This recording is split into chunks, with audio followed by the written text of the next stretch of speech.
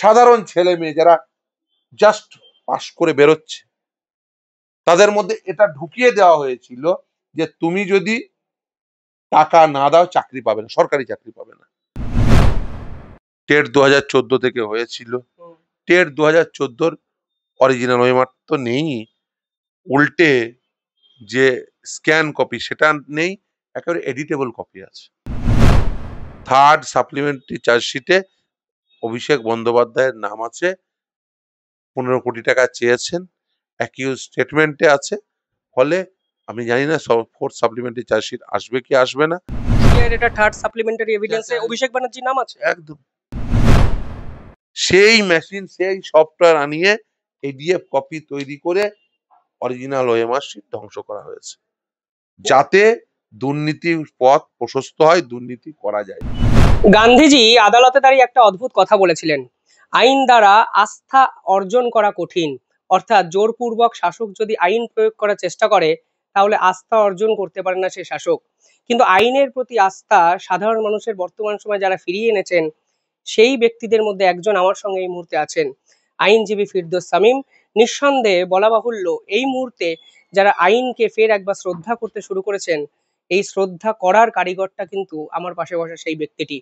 যাবতীয় লড়াই, 3 বছরের একটা অদম্য জেদ, পরিশ্রম, ব্যক্তিগত আক্রমণ, কুৎসা, সবকিছুর জবাব দিয়েছে সুপ্রিম কোর্ট।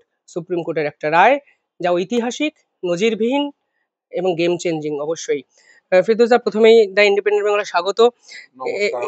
হ্যাঁ, এই যে রায়, এই যে ব্যক্তিগত আক্রমণের একটা লড়াই এবং দীর্ঘ 2-2.5 বছরের আপনাদের পড়ে থাকা অদম্য জেদ, এরপরে যখন জিতলেন আত্মতুষ্টি এসেছে, কনফিডেন্ট অনেকটা বেড়েছে নিঃসন্দেহে? দেখুন, আত্মতুষ্টির কোনো জায়গা নেই লড়াইয়ে, এবং এটি একটি নিরন্তর প্রক্রিয়া। এবং যখন আপনাকে আমি এর আগেও অনেক ইন্টারভিউ দিয়েছি, ইভেন ব্যক্তিগত ইন্টারভিউও দিয়েছি, আমাদেরকে প্রতিদিন প্রতিটি মামলায় নতুন নতুন করে শিখতে হয়, পড়তে হয় এবং লড়তে হয়। ফলে এই লড়াই নিশ্চিতভাবেই, মানে এই লড়াই বলতে পারেন একটা নিশ্চিতভাবেই একটা নতুন করে লড়াইয়ের একটা শক্তি দেওয়ার মতো একটি লড়াই, এটুকুই বলতে পারি। তবে হ্যাঁ, এই লড়াই জেদ আরো বাড়িয়েছে। হ্যাঁ, এই লড়াই লড়তে গিয়ে, এটা 3 বছরের লড়াই ছিল না, এই লড়াই তার থেকেও দীর্ঘতর ছিল। বলতে পারেন এই 2020 থেকেই এই লড়াই শুরু হয়েছিল। ফলে 5 বছরের প্রায় লড়াই, এই মানে এই এসএসসির মামলাগুলো। কিন্তু এই লড়াই তো সবসময় চলতে থাকে, অন্য যা মামলা আছে সেগুলোও তো লড়াই। এবং প্রতিটি এই সময়ে দাঁড়িয়ে, বিশেষ করে এই রিজিমে, প্রায় প্রতিটি ক্ষেত্রেই এই ধরনের লড়াই লড়তে হয়, এবং এই লড়াইকে আপনার আগিয়ে নিয়ে যেতেই হবে। তার কারণ সামাজিক মুক্তি প্রয়োজন।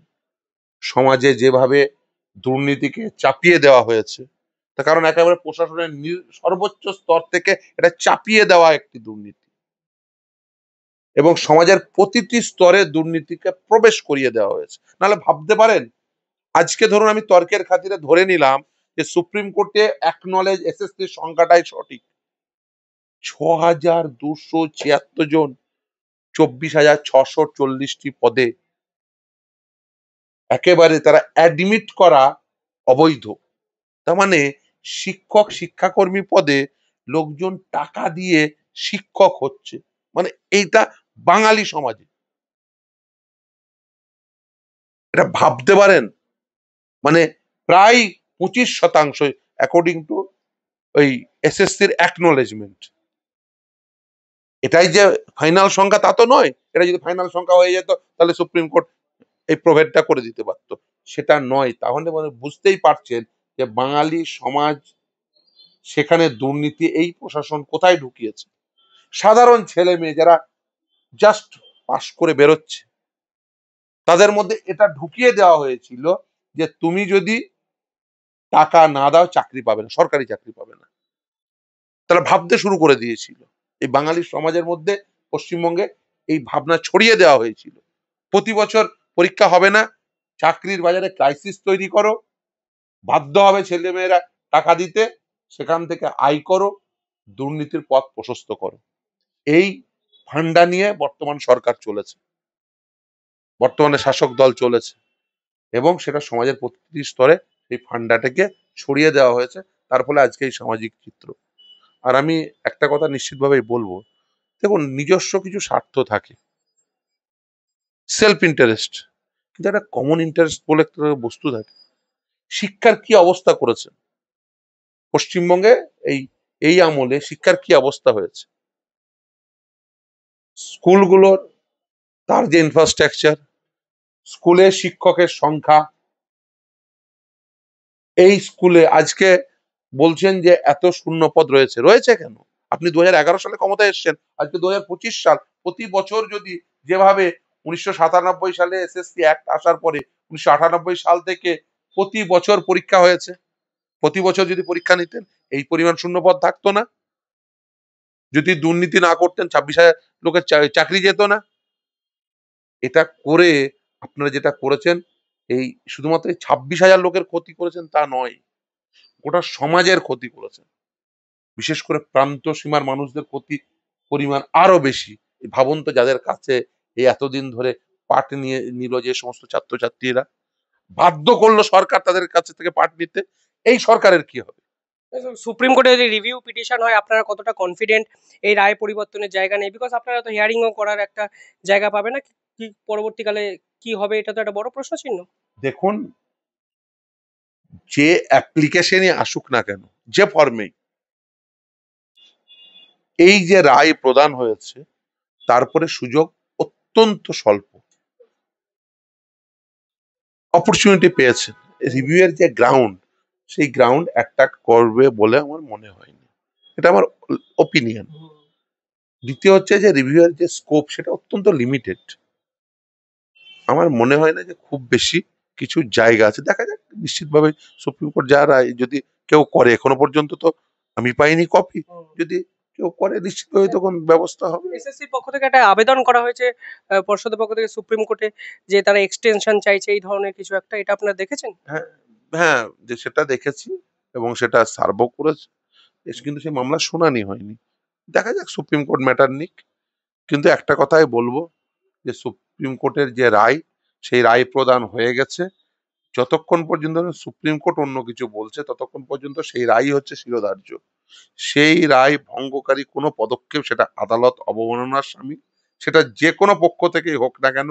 ইভেন সেই রায়কে অমান্য করে এই যে রাজ্যের মাননীয় মুখ্যমন্ত্রী এই যা যা বলছেন, যা যা বলেছেন, সেগুলো কোনোটি সঠিক নয়। যারা স্কুলে যাচ্ছেন, মানে মুখ্যমন্ত্রী বলেছেন স্কুলে যাও, কেউ তো যেতে বারণ করেনি, এই ধরনের একটা টার্ম আমরা শুনতে পেলাম। দেখুন, সুপ্রিম কোর্টের রায় প্রদান হওয়ার অর্থ হলো যে তাদের সার্ভিস টার্মিনেট হয়ে গেছে, এই যে রিক্রুটমেন্ট প্রসেস ক্যান্সেল হয়ে গেছে। নিশ্চিতভাবে আপনি বলতে পারেন যে স্কুলে স্কুলে তো এটা রায়টা কমিউনিকেট হয়নি, হয়তো কেউ গেছেন, এর দায় কার? এই যে বলছেন যে বেতন নিয়ে একটা অস্পষ্টতা রাখছেন, বলছেন স্বেচ্ছাশ্রম দাও। আমি তর্কের খাতিরে ধরেই নিলাম যে তারা স্বেচ্ছাশ্রম দেবে। আচ্ছা, স্বেচ্ছাশ্রম দেওয়ার জায়গা আছে? বেতন পোর্টালে নামও আছে অনেকের, এটা কিভাবে সম্ভব? দেখুন, বেতন পোর্টালে নাম থাকা মানেই বেতন পাওয়া নয়। এবং আমি আবারও বলছি, রায় ভঙ্গকারী যে কোনো প্রকার পদক্ষেপ আদালত অবমাননার শামিল। এই আদালত অবমাননা করলে আপনাকে সেটা কিন্তু ফেস করতে হবে। এবং আমি বলবো সেই সমস্ত সংশ্লিষ্ট আধিকারিকদের, যে আপনারা দেখুন, মুখ্যমন্ত্রী বলে তিনি তাকে মুক্ত করার জন্য সমস্ত রকম পদক্ষেপ করবেন, আপনার জন্য কি থাকবে? যারা স্কুলে আলটিমেট, যাচ্ছে তাদের দায়। দেখুন, এই ডিসিশনটা তো নেবে একজন সরকারি আধিকারিক। তাহলে কন্টেম্প কে ফেস করবে? সেই সরকারি আধিকারিক যিনি আইন অমান্য করছেন, সুপ্রিম কোর্টের রায় অমান্য করছেন। সুপ্রিম কোর্টের রায়, that is law of the land. এই ল অফ দ্য ল্যান্ডকে যদি অমান্য করবেন, তিনি কিন্তু আদালত অবমাননার দায়ে অভিযুক্ত হবেন। এবং তিনি কিন্তু, মুখ্যমন্ত্রী তো নিজেকে বাঁচানোর জন্য অনেক কিছু করবেন, আপনি অফিসার, আপনি নিজেকে বাঁচানোর জন্য কি করবেন একবার ভেবে রাখবেন। আপনাকে দিয়ে এই অপকর্ম করিয়ে নিয়ে আপনার পাশে থাকবে তো কেউ, সেটা ভেবে রাখবেন। না, প্রাথমিকটা বলছে আরো বড় দুর্নীতির আখড়া, যেটা আপনারা দাবি করছেন সংখ্যাটা 26,000 থেকে অনেক বেশি। এক্স্যাক্টলি প্রাথমিকের অবস্থাটা কি? দেখুন, প্রাথমিকের 2016 সালের রিক্রুটমেন্ট প্রসেস, 2020 সালের রিক্রুটমেন্ট প্রসেস, টেট 2014 থেকে হয়েছিল। টেট 2014 অরিজিনাল ওএমআর তো নেই, উল্টে যে স্ক্যান কপি সেটা নেই, একেবারে এডিটেবল কপি আছে।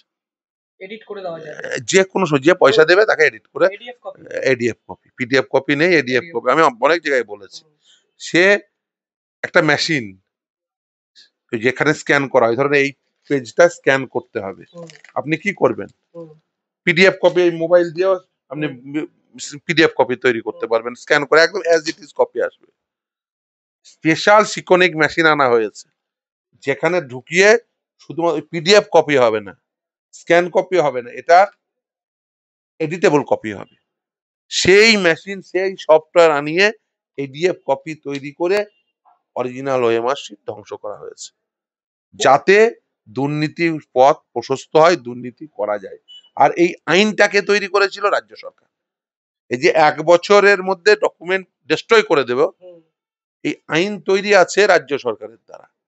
এইটা যদি 20 বছর হতো, যদি রাইট টু ইনফরমেশন একটা বলা আছে, তথ্য 20 বছরের জন্য তাহলে একজনেরও আজকে এই পরিস্থিতির মধ্যে পড়তে হতো না, যারা নিজেদের বৈধ মনে করছেন, সত্যি সত্যি বৈধতার পদ পেয়ে চাকরি পেয়েছেন। আমি দুটো কথা বলবো, যারা যারা যে কোনো পরীক্ষা দেবেন, এক, panel with breakage of marks নিয়ে নেবেন, কারণ panel with breakage of marks প্রকাশ করতে আপনারা কেউ নিষেধ করেননি, আর আপনাদের ওএমআর শিট ধ্বংস করতেও আপনারা কেউ বলেননি। আপনারা বাধ্য করবেন সরকারকে যে panel with breakage of marks প্রকাশ করতে, যে কোনো নিয়োগকারী সংস্থাকে, এবং আপনাদের ন্যায্য ওএমআর, যে ওএমআর আপনি পরীক্ষা দিয়েছিলেন, সেই ওএমআর এর মিরর ইমেজ রাখতে, সেই ওএমআর এর ফিজিক্যাল কপি অন্তত পক্ষে 20 বছর রাখতে। শেষ একদম প্রশ্ন, তাহলে প্রাথমিকের তো চাকরি বাঁচার জায়গাটা থাকছে না, মানে যেটা আপনি বলছেন। দেখুন, আমি কিচ্ছু বলছি না, কারণ হচ্ছে আদালত যা নির্দেশ দেবে তাই হবে। না, মানে দুর্নীতির বিষয়টা আমি বলছি। দুর্নীতি, দেখুন, দুর্নীতি এই রাজ্যের কোন নিয়োগে হয়নি। প্রাথমিকে দুর্নীতি এসএসসি থেকেও বেশি, যদি তদন্ত সঠিক। এই যে 3rd সাপ্লিমেন্টারি চার্জশিট পর্যন্ত এই প্রাথমিকের নিয়োগ দুর্নীতিতে সিবিআই দিয়েছে, যেখানে এই অভিষেক ব্যানার্জির নাম উঠে এসছে, 15 কোটি টাকা দাবি করছে। এখানে দেখবেন সেখান থেকেই চিত্র পাওয়া যাচ্ছে যে কিভাবে দুর্নীতি হয়েছে। মানে সিবিআই এর এটা 3rd সাপ্লিমেন্টারি এভিডেন্সে অভিষেক ব্যানার্জির নাম আছে। একদম 3rd সাপ্লিমেন্টারি চার্জশিটে অভিষেক বন্দ্যোপাধ্যায়ের নাম আছে, 15 কোটি টাকা চেয়েছেন, অ্যাকিউজ স্টেটমেন্টে আছে। ফলে আমি জানি না 4th সাপ্লিমেন্টারি চার্জশিট আসবে কি আসবে না, সময়ের অপেক্ষা। কিন্তু যা দেখা গেছে, এটা কি কোর্টে ওরা সাবমিট করেছে সিবিআই? এটা কি জনৈক অভিষেক নাকি তৃণমূল নেতা অভিষেক? অভিষেক সেটা সিবিআই বলতে পারবে, সেটা সিবিআই বলতে পারবে, খোলসা করে বলা নেই, তাই তো? ওখানে তো আর, এখানে দেখুন, অ্যাকিউজড হলে অ্যাকিউজড এর পরিচয় থাকে, কিন্তু এখানে তো অ্যাকিউজড এর স্টেটমেন্টে উঠে আসা। কারণ 3rd সাপ্লিমেন্টারি চার্জশিট দিয়েছে, 4th সাপ্লিমেন্টারি চার্জশিট দেওয়ার সুযোগ রয়েছে, 5th সাপ্লিমেন্টারি চার্জশিট দেওয়ার সুযোগ রয়েছে। আজকে যাকে অ্যাকিউজ স্টেটমেন্টে দেখছেন, কালকে তিনি অ্যাকিউজড হতে পারেন। ফলে এটা কোনো ভাবার কারণ নেই যে তিনি একেবারে সবকিছু ছাড়পত্র পেয়ে গেছেন, না। ওই 15 কোটি চাওয়া অভিষেক বন্দ্যোপাধ্যায় যে কোনো সময় অ্যাকিউজড হতে পারে, আবার নাও হতে একটা পারে। রসদ, এটা নিয়ে আপনার আর্গুমেন্টের জায়গায় যাবেন নিঃসন্দেহে। অপেক্ষা করুন, নিশ্চিতভাবেই। দেখুন, এই তদন্ত আমরা বলছি অতি দ্রুততার সঙ্গে শেষ করতে হবে, এবং প্রতিটি দোষী ব্যক্তিকে শাস্তি দিতে হবে, এবং যারা যারা দোষী, এটা ভাবার কোনো কারণ নেই যে চাকরি বাতিল হলো শুধুমাত্র এখানেই শেষ হয়ে গেল এই মামলা। এই যে বলছেন লড়াই, এই লড়াই নিরন্তর চলবে, যতক্ষণ পর্যন্ত না যারা প্রকৃত দোষী তারা প্রত্যেকে শাস্তি পাচ্ছে। কারণ এই লড়াই চালাতেই হবে সমাজের স্বার্থে। কারণ এরা শিক্ষা ব্যবস্থায়, দেখুন, সরি টু সে, আমি চাই না কোনো জায়গায় দুর্নীতি, কিন্তু বিডিও অফিসের একটি ক্লার্ক পদের দুর্নীতি আর শিক্ষক পদে নিয়োগের দুর্নীতি দুটো এক জিনিস নয়। এরা শিক্ষক পদে নিয়োগের দুর্নীতি করেছে, যার কাছ থেকে পাঠ নিয়ে কেউ আপনার মতো সাংবাদিক হবে, কেউ আইনজীবী হবে, কেউ বিচারপতি হবে, কেউ চিকিৎসক হবে, সেই রকম একটা পদে নিয়োগের ক্ষেত্রে দুর্নীতি করেছেন।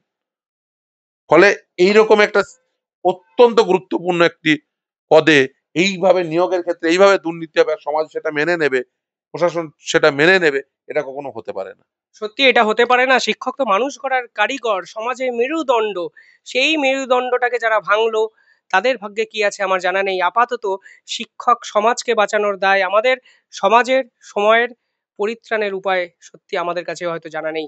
বিস্ফোরক তথ্য ফাঁস করলেন আইনজীবী ফিরদৌস শামীম। আপনারা কিভাবে দেখছেন কমেন্টে জানাবেন। ধন্যবাদ ফিরদৌস দা।